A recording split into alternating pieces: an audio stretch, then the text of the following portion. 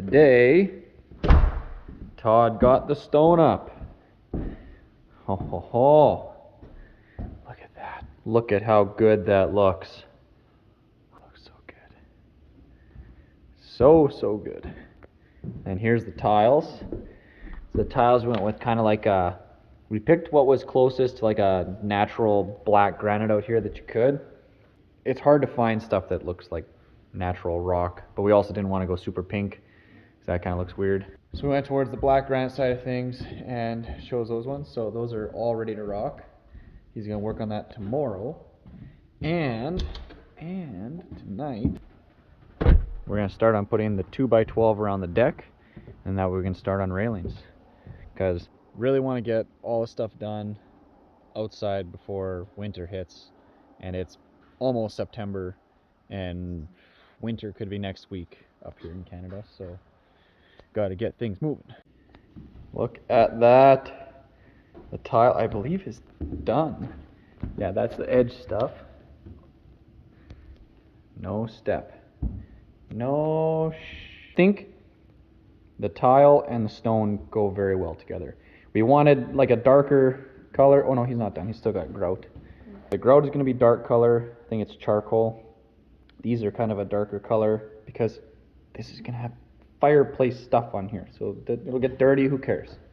Oh yeah, we left him a message, but I don't think he ever noticed. Yeah, and then Tegan was just saying. So a lot of the stones, just from shipping, they have little chips and cracks and whatever in them. So we're going to contact the manufacturer and see if they have a recommended paint for touching these up, and then our resident artist can sprinkle her magic on there. It is exactly what I was hoping it was going to look like.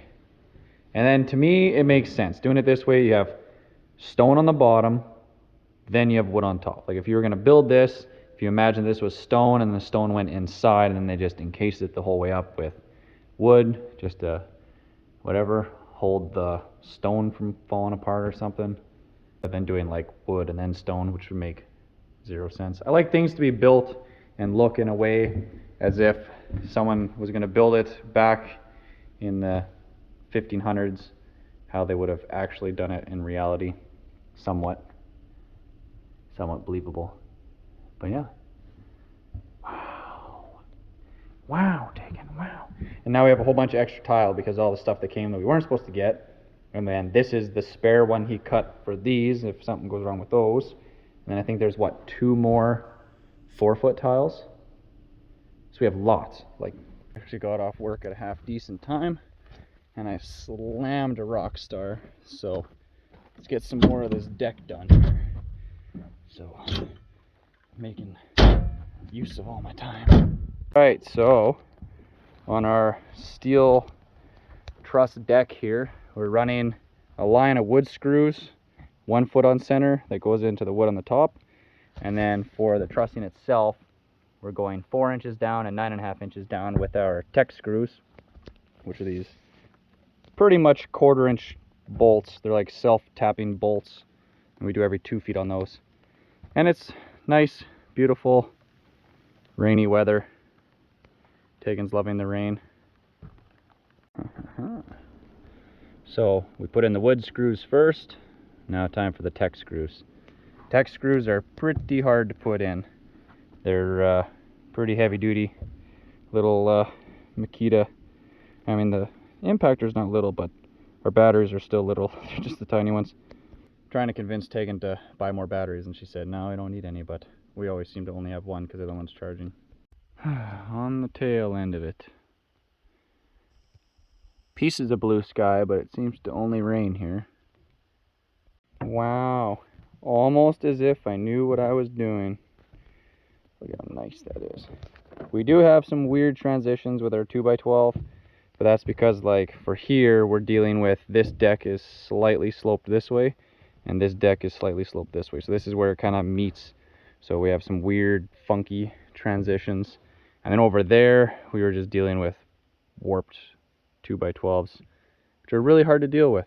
Getting greedy tonight, trying to get some more stuff in, and of course it's fighting us. It's just not 5.5. The tin is just out enough.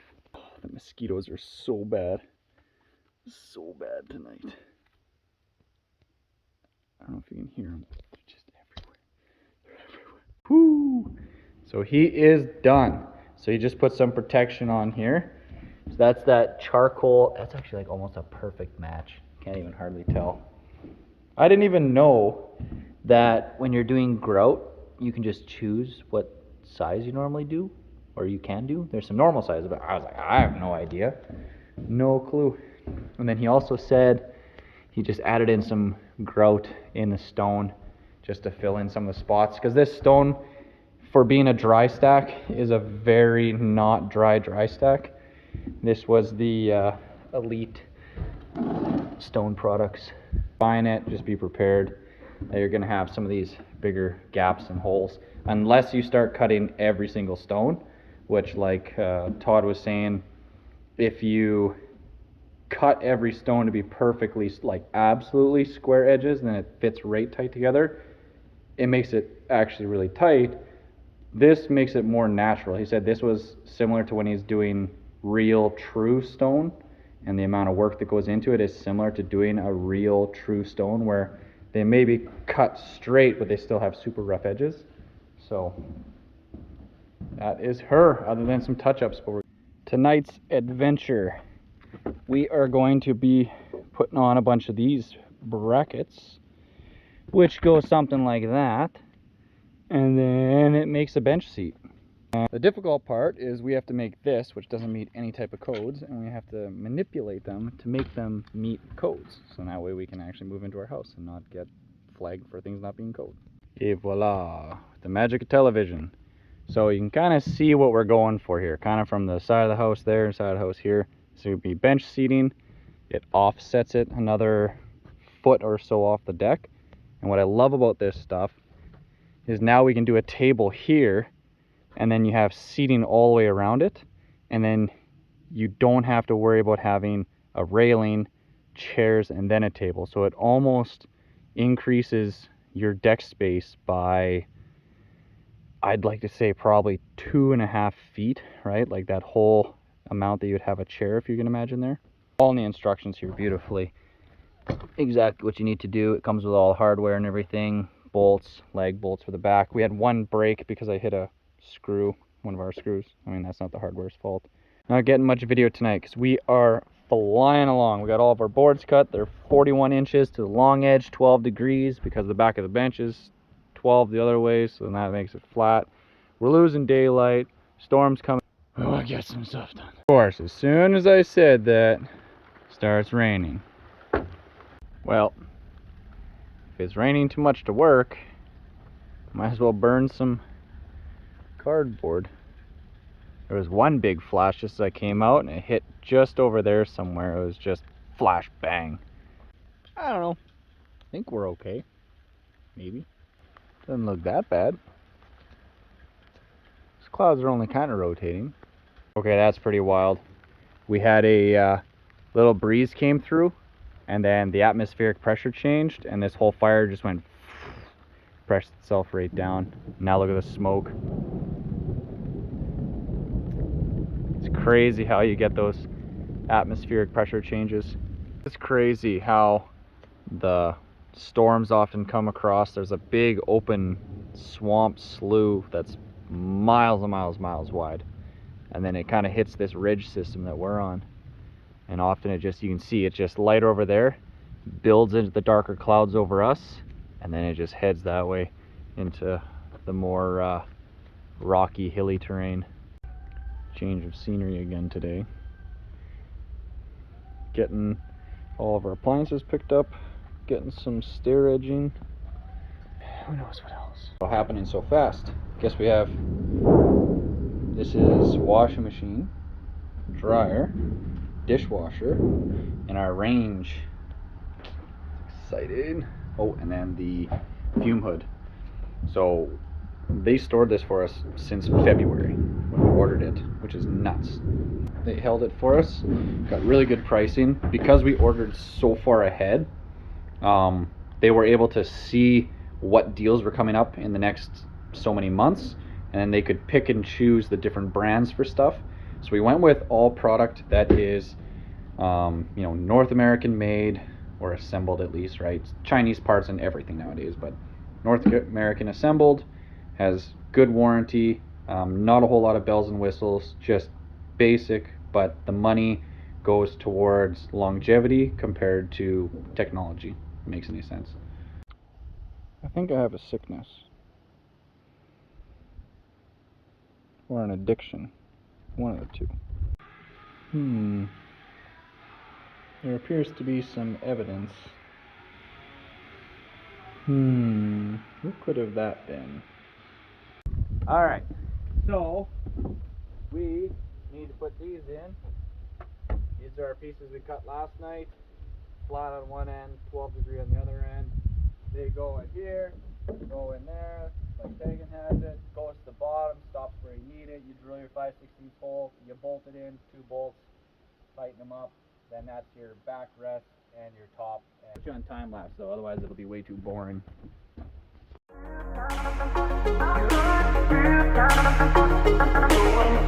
Teamwork makes the dream work. So I got them all drilled, Tegan's putting the nuts on, and then just snugging them up. So yeah, you can see how these brackets are they're beautiful, but they don't need coat. So basically we are going to have to cap it off on the bottom completely, do a normal seat.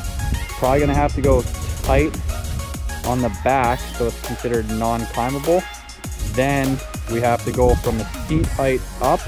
We have to have it so that it is railing height from where your butt sits up.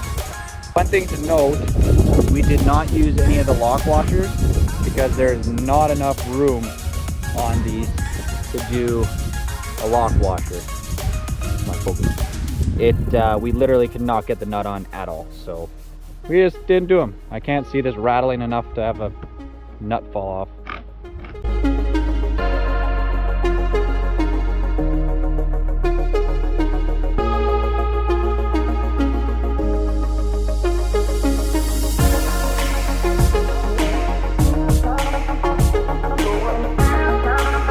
Show you the worst part of doing these brackets. Crawl underneath here. So these screws, not so bad in the front. You got lots of room. You can see on the photo when you got lots of room to get in there. These two, or 4 if you're super side, these are just terrible. So you need like a really long bit coming at an angle. Of course, you use Phillips screws, which are terrible. This one, if you had just a screwdriver, I guess you'd go flat in here, but even out here, your thickness isn't enough to get the head of the impact driver or a drill in there, so you need like a 90-degree thing or something like that. That's the hardest part. Right, so one of the other difficult things is cutting these corners. They tell you in the instructions, but it's like a 12 degree and a 45 in a perfect world. So we did 45s on all of these. But it's kind of tricky, especially using a skill saw, because when you undercut it, it's like on the not good side. You want to be cutting from either from top or bottom, 12 degree, depending on if it's a left or right. So it gets confusing. And anyway, we ended up doing just under 45 on these ones just to match it up, just because nothing's perfect here, right? But that'll look nice.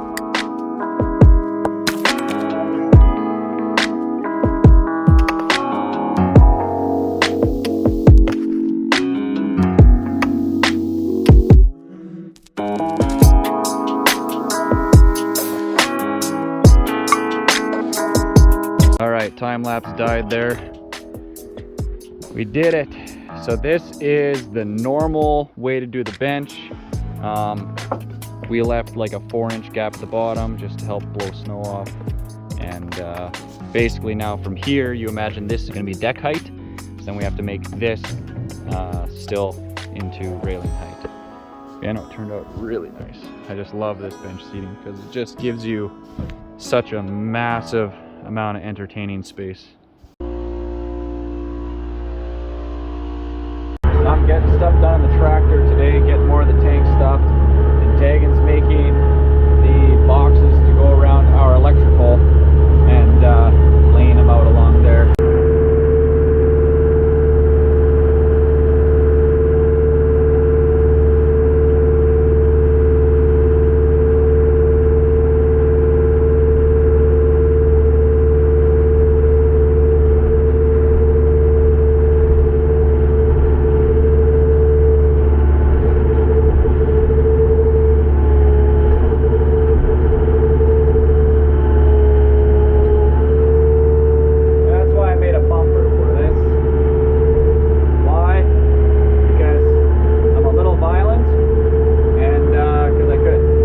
Okay, so this was, I don't know, probably 15 loads with the tractor, maybe more, and all I gained was this little hump.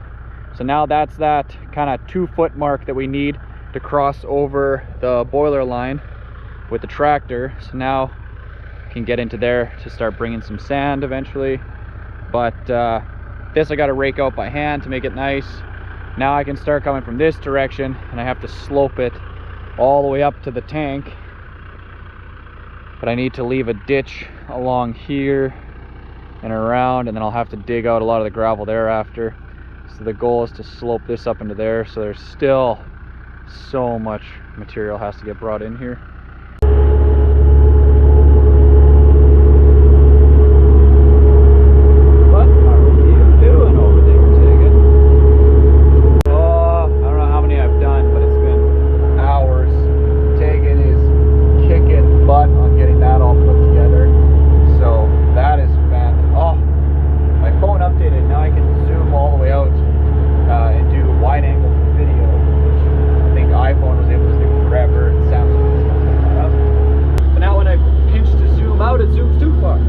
Now we rake and shovel, because you just can't get in there at the right angles to get any of that. And how's Tegan's adventure going? Got the trough. You got all the trough in now? Oh yeah. So basically the plan is, if we put wood around the electrical line, then that dramatically decreases the amount of soil or aggregate, whatever you're doing, around it. So we're going on all sides of it. We're going to cover this up after, but inside of this we're going to put sand, kind of to cushion it in there, keep it extra protected. Then we'll probably put either sand or gravel over top of that. Major pain in the butt, but it's going to be easier and use less material than if we just tried to cover it with mud. If we were going to do just mud, we would have to be what was it, almost 2 feet above it and 2 feet on either side of it, because it's, you know, all directions it has to be at least 2 feet of material. So we'd have this huge hump, which just looks stupid. So Tegan made all these boxes, and then we're basically just going to put another 2x6 on top of that after, once it's filled with sand, and then we can cover it up. But the thing that's a real pain in the butt, I can get through here now up to here to dump off some sand, but like, or gravel even, but I mean, more than 50% of it goes through there, where there's no way to get to it at all. Hopefully the plan is making more sense now. So that's going to be our, basically the bottom of the foundation on that side. This one we got buried in here. That's going to be the back side. So now I'm going to run 16-foot beams across, and then I'll know what to build it up to. And then that is going to be what we build our stud walls on. So I got this one in. Our tank building is going to be offset because we're right up against our little retaining wall here. GRKs are amazing. I don't know if you guys tried them before, but they are fantastic. They're also known as structural screws, basically a replacement for leg bolts. So they actually drill their own hole, and then it's larger, I believe, at the end, and then it gets thinner at the top, so then it doesn't bind on itself. And this is 5/16, I think, and it's equivalent to a 1/2-inch lag bolt in terms of its strength.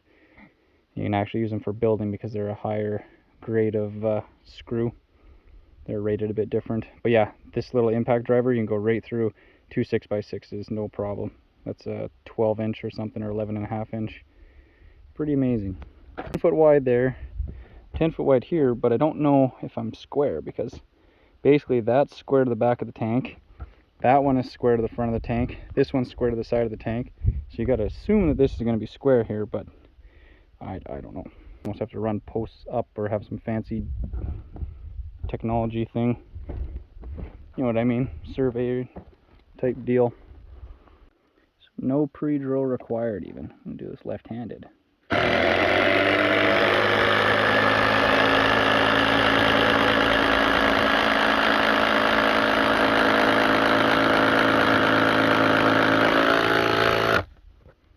Sucks it right in, and it actually was twisting the whole beam, and that's just with the tiny little battery. Right, so this is where we're at for the wire coming from the solar panel. We filled it with sand under the conduit, kind of got it around it, and then filled on top of it. And then now she's going to put the top 2x6 on, and then it'll be ready for covering it up with gravel or sand or whichever. All right, so this is 2 more beams that I added that run across the supports on the tank. Those are kind of the reinforced edges for like stacking and transport and whatnot. So put those on there, squared that, leveled it now. So basically the tank isn't level, right? We knew that from when we installed it. It actually slopes down and kind of that way. So you can see I built it up with some shims. Middle wasn't too worried about. This is the only one that's actually touching. This is the highest corner. Leveled it all out, squared it all out, marked lines on every corner, so if I bump it, I know where to put it back to. Now with that on there and that's level, now I can use my 4-foot level, run it out, measure down, and I can actually figure out all of my studs to make my stud wall nice and flat. Then the idea is our trusses will run right across all this, and that way if the tank moves around, the whole building will kind of float with it as the frost heaves, because we know this is going to move for sure. So as Tegan said, it's a roller coaster of 2x6s. All right, so we went around, we figured out where we wanted all of our studs to go. So we're doing 2 foot on center because it's just a sewer tank shed. We know we're gonna have a weird 3-foot space to go around this, which this is getting cut down, but the rafters still have to clear it. So we're just gonna add some extra blocking because it's just a sewer tank shed.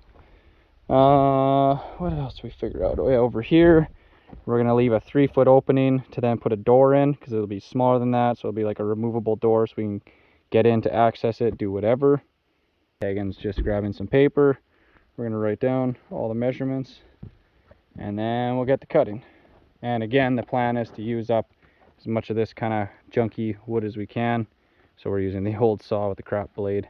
Okay, so I asked Tegan to write a list of all the numbers of the studs. This is how she writes it. She went and got a brand new piece of paper, but then writes it this way. Like, look at this jumble of a list. Like, oh, it hurts my brain. All right, been a big day here again. Tegan's got all of that done and ready to get covered up with sand or aggregate, whatever we're gonna do. And we got this all framed up.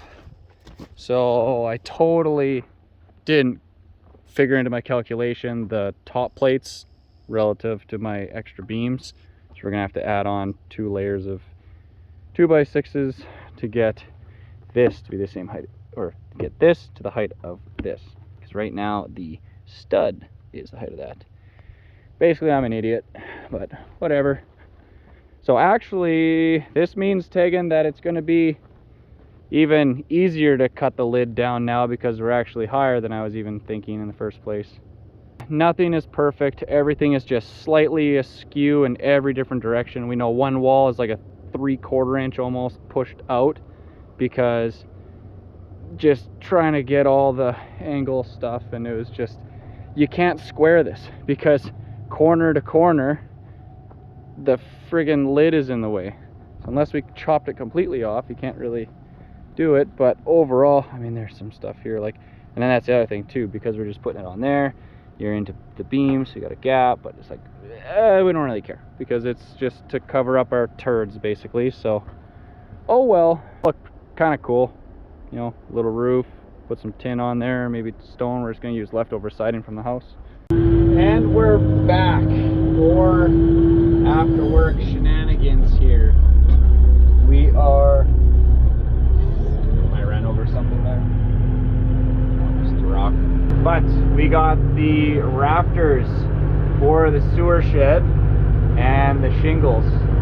So we're just getting these unloaded, and we're probably gonna call it an early night because I have had a long week. I think I logged something like 56 hours in 4 days. And now it's Friday and I want to go home and sleep. Alright, pallet of shingles. Toss the rafters right up on there. Had to do a 1,000,000 turn, but we got her. So now that is ready to be sheeted on the inside, and then probably sheet it and then put the rafters on, ready for spray foam. What day is it, Tegan? What's happening today? Moving our appliances that we're not ready for it. Exactly. So the place we bought our appliances from, they were fantastic. However, they just could not hang on to our appliances any longer.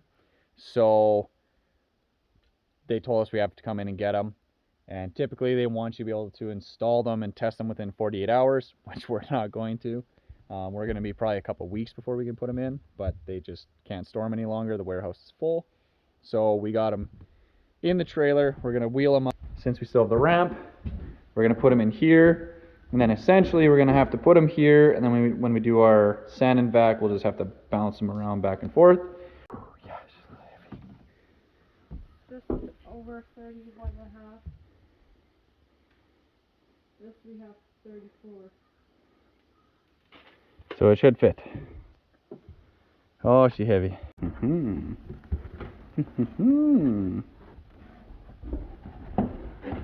want me to take this? Does it fit, Tegan?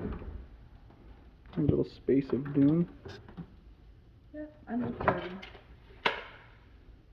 And it's gonna go there. Right. I had to help out my dad this morning with a little bit of stuff. And got the tractor rolling. Appliances are inside. And now, back to moving sand and getting sand put on our box the whole way along. It's gonna be moving it as far as I can with the tractor from the pile to there, and then we're going to be using just 5-gallon pails and just doing it by hand. So this is worth documenting. So we have all the way from the house down, all the way down through the bush, and then way over to the panel that we need to cover with sand or some type of fill. So basically the plan is we're going to do like a little hump, but I can only get to here with the tractor unless I start trying to come right around, which is near impossible. I maybe could sneak around here and dump a bucket there or something like that, but again, only maybe 1 or 2. But all that we got to do by hand. It's going to take a while. Be a lot of fill. New plan. Get the quad in the trailer, drive through the dry swamp, past where Tegan is.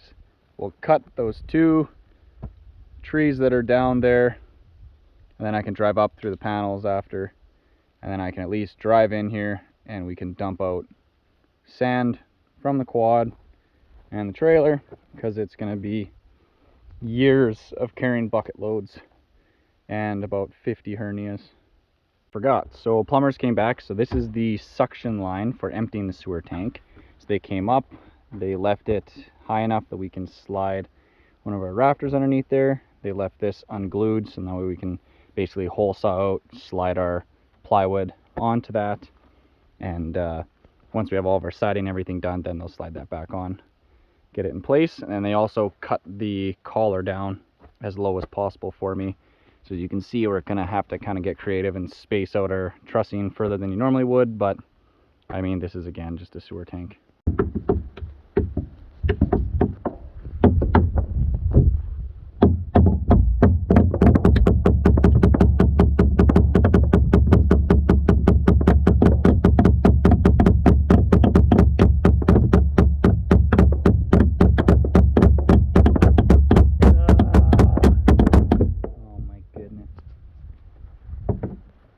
much of an easier way.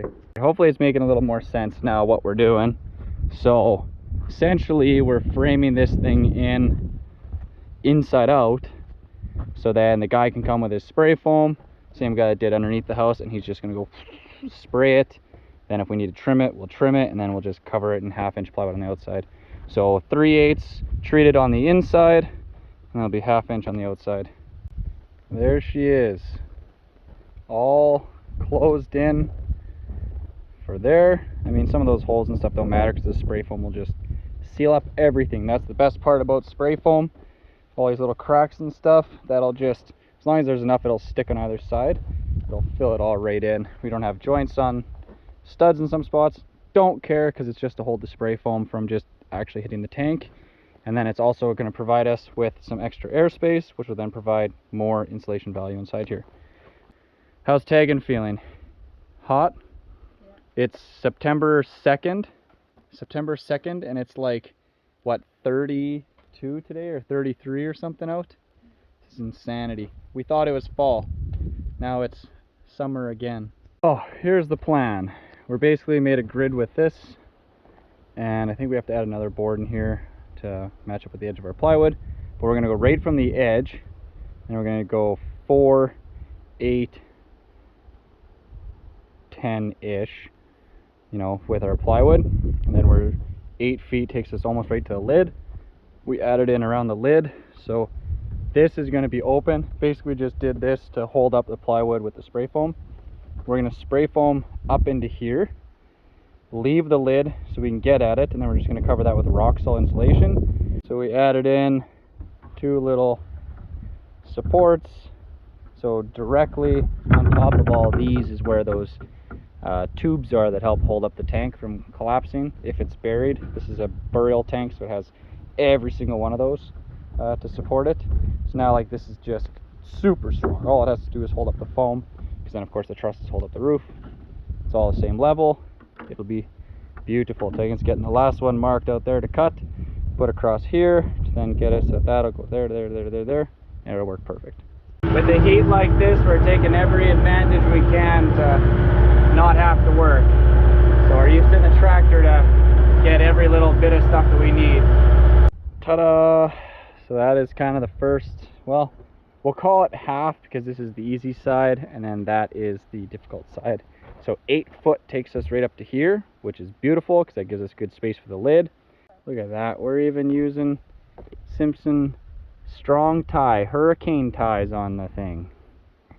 This thing's not going to go anywhere. Per usual, we've been busy not filming anything. So, to get you guys all up to speed, we got all the 3/8 plywood on everywhere. We got our rafters in.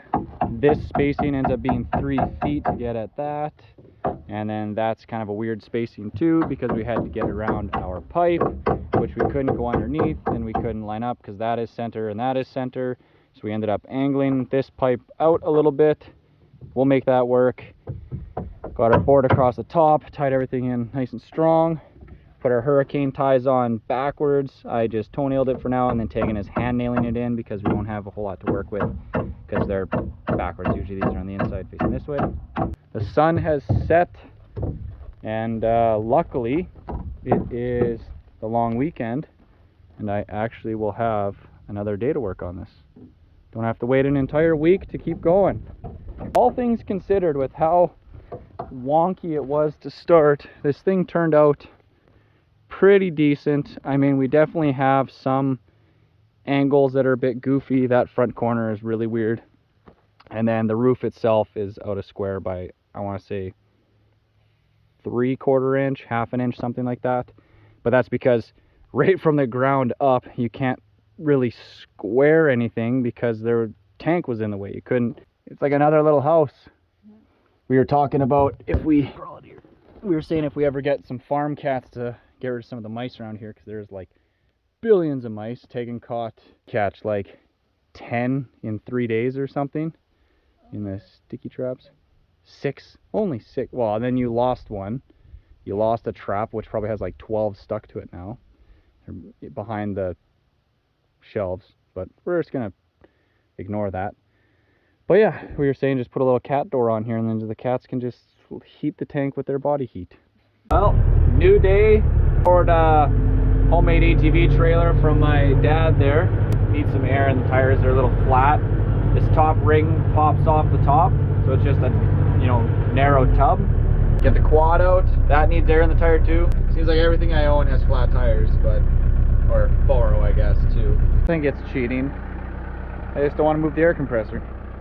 So this is our 2000 Kodiak 400 Ultramatic CVT clutch. This thing is friggin' amazing. I've had it parked here since May when we went and did that rock crawling trip there. And she's a little banged up. She's missing a guard there. These are rusted out, but it's 23 years old. And we always put premium fuel, stabilizer, and seafoam and everything. And yeah, touched the key, hit it once, basically got fuel through the system, hit it again, fired right up. Just purrs like a kitten. Step 1, get the trailer. Step 2, get the quad. Step 3, get the chainsaw. Step 4, cut these things out of the way, finally, because we need to be able to drive through here. Step 6, get the trailer set up. And 7 will be actually getting some sand moved. Time-consuming process.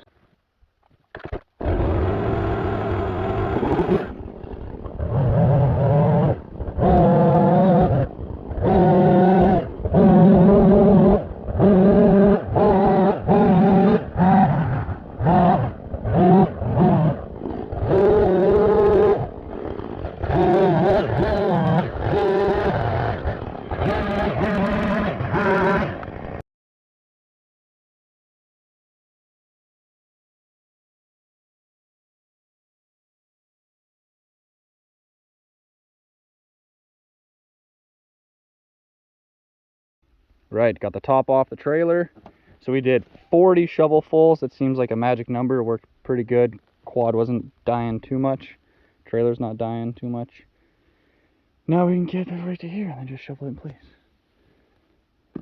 Squirrel likes sitting on here. We're ruining his path.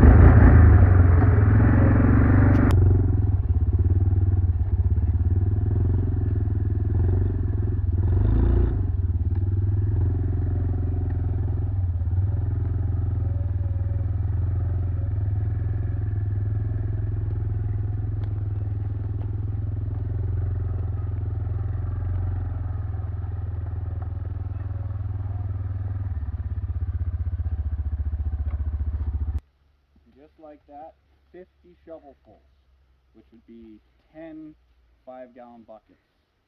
That's much easier. And instead of having to go from there to there to here, we just go from here, here, there. Way faster, way easier.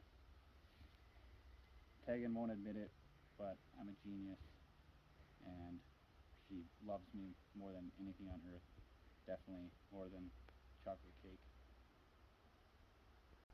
Well, that is the whole thing with the first layer of sand on it now.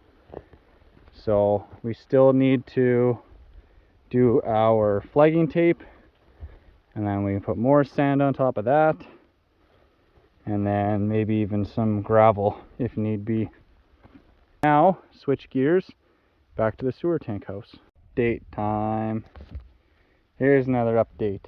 So, added in blocking there and there, so now you can spray foam up to that. We got our plywood all the way around the outside strip. So basically we're making it so that he can fill all along basically where I'm standing Did the same thing here. So what we're going to do is, before we finish putting the roof on, after he's done spray foam, we're going to just put bats of insulation, rock salt over top of that, so if we need to get in there we can. And I tested that lid does slide over top if we need to. Absolutely have to get into the tank in the future. And then we're also going to put just insulation across this, and then a little door from the bottom screwed in, a piece of plywood, so now if we do have to get in, you just undo the screws, pull the insulation out, climb inside. And then we got a little door that we're going to build here too.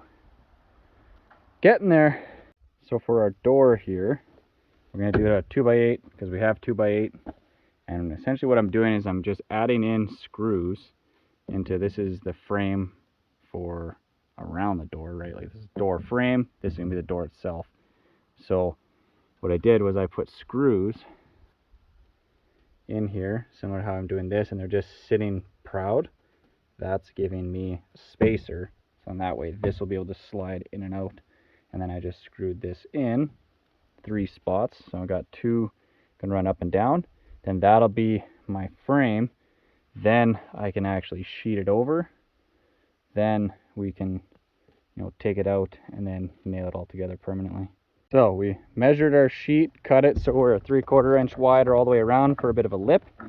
Then we figured out where all of our nails need to go, marked it, chalk lined it, and then Tegan crawled inside. And then now she's gonna pull out, well, you guys can't see anything, but she's pulling out those screws that hold the boards into the outside. Gave us a fight, but we got it out. Tegan had to hammer it in circles from the inside to pop it out. So we're hoping now that our spacer screws will be out, it should be the perfect size. Well, that is it for now until we get some spray foam done. Tegan is cold Tegan tonight. So we had this last weekend, it was what, 36 the one day and then 32 or something the other day. And then now today is Wednesday and it's like a low of +7 because that's just what we get around here. But we were talking to Wayne, Tegan's dad, who does all of our electrical. Wayne is just full of great ideas.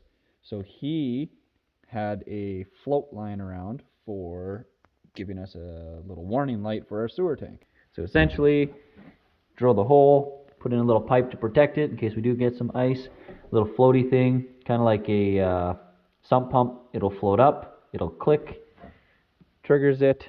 It's all wired through here, junction box up to there. Light will turn on. When that light's on, we know we have, X number of days. We'll have to figure that out to get it pumped and it doesn't overflow.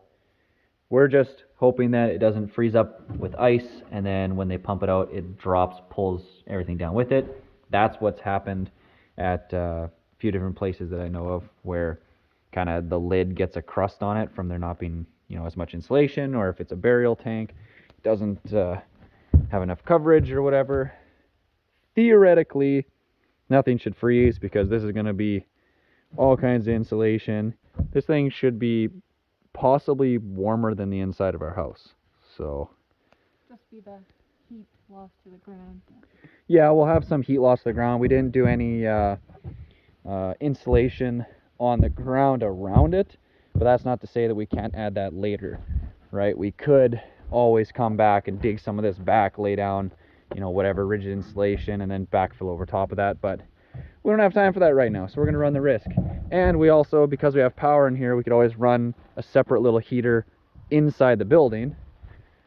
Exhibit A, we could just tag power off of the box there that he has now, and we could just have some type of a baseboard heater or something in here just to keep it warm.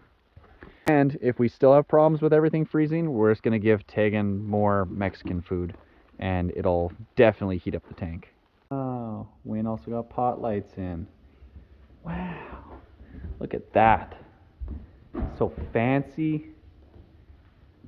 Our spacing is different, but it's because we're limited by our floor trusses and whatnot. And then this way we went on either side of the sink, so when you're washing dishes you have lots of light. Now this is nice. We were told by a lot of friends and family that you want to inset your pot lights so they're closer to the wall in the cabinets. not right behind you.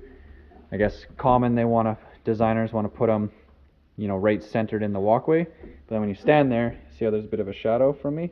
There's like a huge shadow. This way it's like virtually nothing for a shadow for working and moving. Yeah, it's just your hands and then like a little tiny bit of your head and hand. But we have a brawn hood thing, majigger, and 6-inch circle. That'll work. Centered, and basically, from what I can tell, is we have lots of room side to side they give you, but like barely any room. Here, I'll show you. So the pipe is 6-inch. So this is their cover. Alright. 6 inches like that. So you have a little bit of room, but not a ton. And we got ourselves a circle. Perfect. Jeez, take it. Perfectly centered circle. Now time to cut it and hope for the best. Alright, well, I'm going to go in the center first, just to see what right into electrical right away. That's a good sign.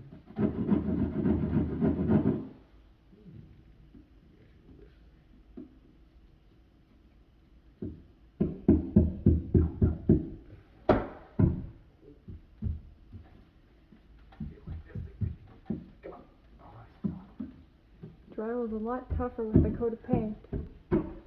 No, it's just dull.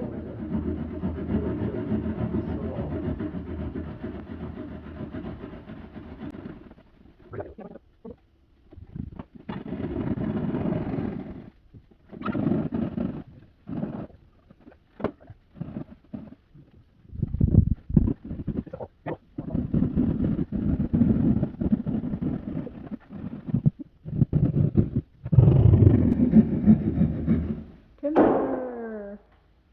Yeah, so there's that top thing. But it's supported by the wall, so if we notch that out, it's not gonna. Yeah, there's our pipe there. Yeah. So it's totally off. Yeah. Make it custom like the rest of the house. Custom just means more work to make it work. That's all custom is. It just means it's a lot more work.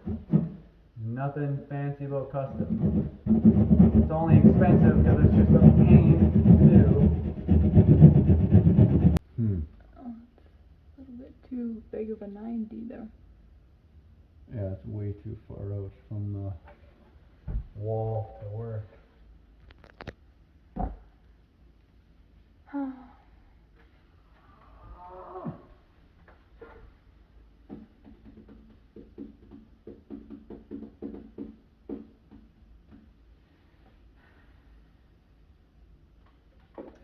Well, we'll just add that to the list of things that just have not gone how they should have in the house. Yeah, like that thing's like 5 inches further out than it should be in order to work with the, like we need that thing 5 inches closer to the wall. Well, we got this thing angled as much as we can, but the way that the chute has to work is you're supposed to be right tight against the wall. And with this, we're probably 3.5 inches to the edge here. So we need to gain 3.5 inches somehow. Oh. What's happening this morning, Tegan? Well, not quite flooring. What's happening before the flooring? A sand and suck, or a sand and vac. So, Brennan does sand and vacs as kind of a side gig thing, and he's been kind enough to come and give us a hand and basically sand down the floors, make them nice and smooth for the flooring. And he says if we have time, he'll even help us with doing our first few rows of flooring to start getting that going. And we also have the countertop guy coming, which of course happens to be, you know, family friends of ours. He does countertops, so kind of nice when you can hire people you know and trust to do a good job and get things in a timely manner, decent price. Can't complain. And we actually have a gorgeous day today. Okay, getting in our little finishing pieces before countertop goes in.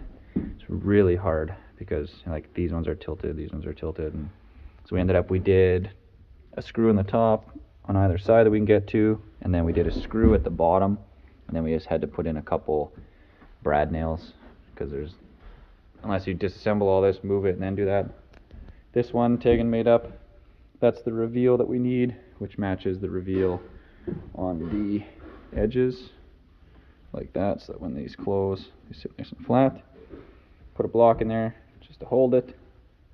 Made our little box, measured out our basically 3/4 inch, and just put in 4 nails for now, and then we're going to drill it and screw it, and then that'll be done.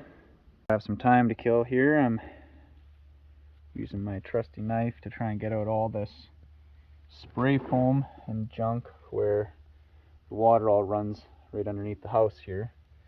And then if I have time, I'll do some of that Sqft sealant. Just pack it all full of that and hope for the best.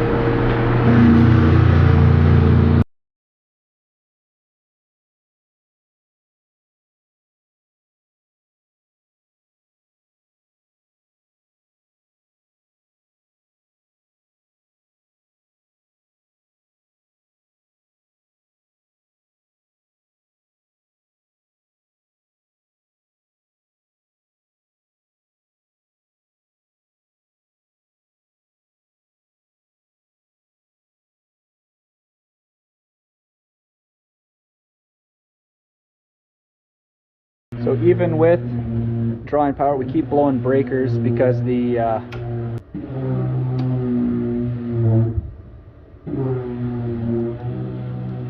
don't know, it's like killing breakers but not killing breakers. But everything's just coming straight from the panels today, even with clouds. We're still at 100%. So this is that like 1 horsepower motor on the belt sander running, and the vacuum, and we're drawing 3,000 watts straight from the panels. See, the batteries are still charging too, so that's beautiful. The issue lies in these guys, all these AFCIs. Oh, there we go. Gotta click them really hard over and then back.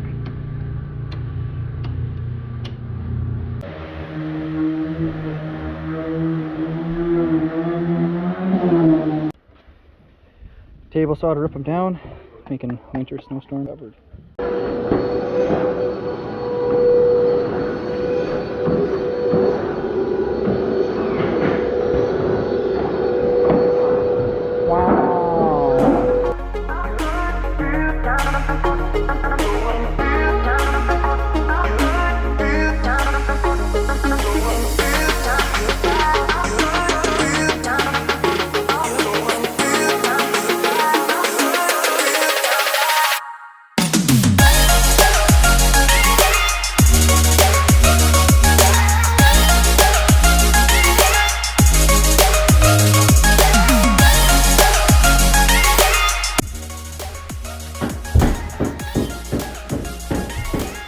Pandemonium, but we have flooring.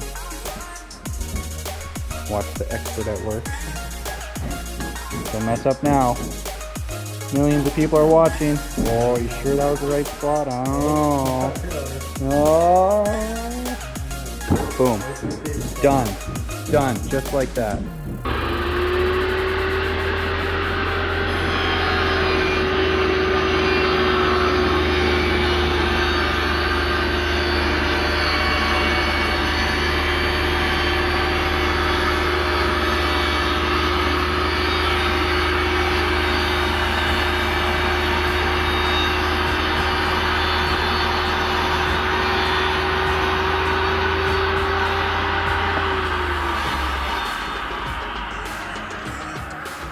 Ta-da.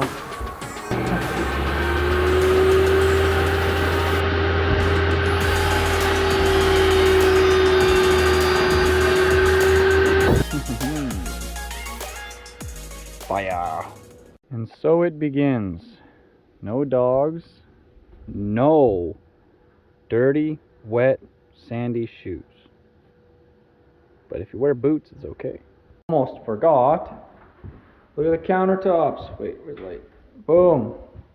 So this is kind of like a natural granite.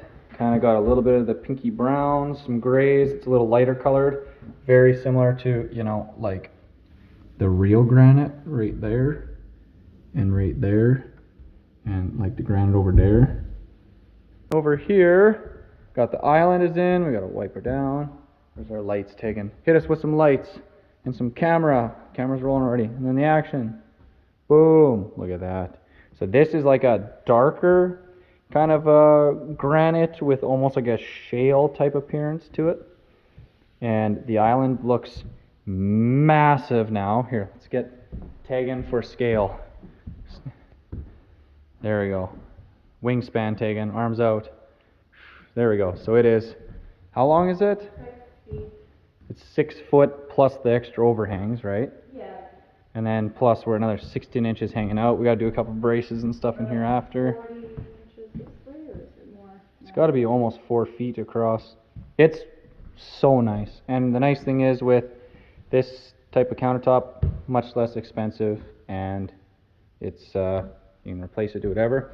Installation went pretty well. He only had a few little goofy things. That piece there got left in the city. It was put on the bench to get some stuff added to it, the kind of nailing pieces in the bottom, and then it got forgotten, so we'll come back next week with that.